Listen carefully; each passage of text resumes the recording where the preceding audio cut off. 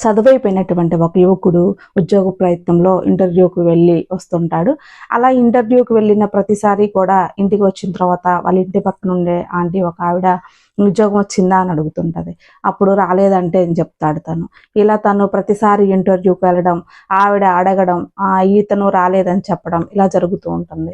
అలా అడిగిన ప్రతిసారి ఆవిడ రాలేదని చెప్పంలోనే ఇంకేం వస్తదిలే ఉద్యోగం అని ఒకసారి, ఇంక నీకు ఉద్యోగం వచ్చినట్టే అని ఒకసారి, ఇలా ఏదో ఒకటి రోజు ఏదో ఒకటి కొంచెం బాధపడే మాటలు మాట్లాడుతూ ఉంటుంది. ఆ మాటలకు తనకు తీసుకొచ్చేది. ఇంటర్వ్యూ కని వెళ్ళిన వ్యక్తి మళ్ళీ ఇంటికి వచ్చిన తర్వాత ఆంటీ అలానే అడుగుతుంది. అడిగితే రాలేదని చెప్తాడు. తను అలా మళ్ళా ఇంకొకసారి ఇంకేం వచ్చిందిలే నీకు ఉద్యోగం అంటుంది. అప్పుడు తను ఏమంటాడో తెలుసా? ఆంటీ మీరేం బాధపడమాకండి, మీరు చనిపోయేలోగా ఎలాగోలాగా ఉద్యోగం సంపాదించుకుంటానని చెప్తాడు. ఆ మాటలకు ఆవిడ ఇక అసలు నోరు మూసుకొని లోపలికి వెళ్ళిపోయింది. ఇంకెప్పుడు కూడా తనని ఉద్యోగం వచ్చిందని అడిగింది లేదు.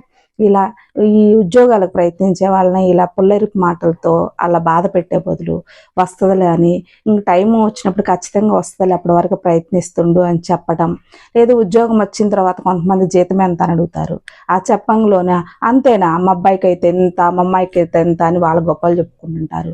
అలా చెప్పి వాళ్ళని బాధ పెట్టే బదులు వస్తుందిలే చేస్తుంటే అదే పెరుగుతుందిలే అని ధైర్యం చెప్పడం, అలా చెప్పడం బెటర్. కానీ ఉద్యోగం ప్రయత్నించే వాళ్ళని, చిన్న చిన్న ఉద్యోగాలు చేసే వాళ్ళని అలా బాధ పెట్టే బదులు వాళ్ళకు కొంచెం ధైర్యంగా వస్తుందిలే, లేదు వచ్చిన తర్వాత అయితే జాబ్ వచ్చిన తర్వాత అయితే కొంచెం చిన్న శాలరీ అయితే చిన్నగా చేస్తుంటే పెరుగుతుందిలే అని ఏదో ఒక ధైర్యం చెప్పాలి. కానీ అలా పుల్లెరుపు మాటలతోటి వాళ్ళని డిస్కరేజ్ చేయొద్దు.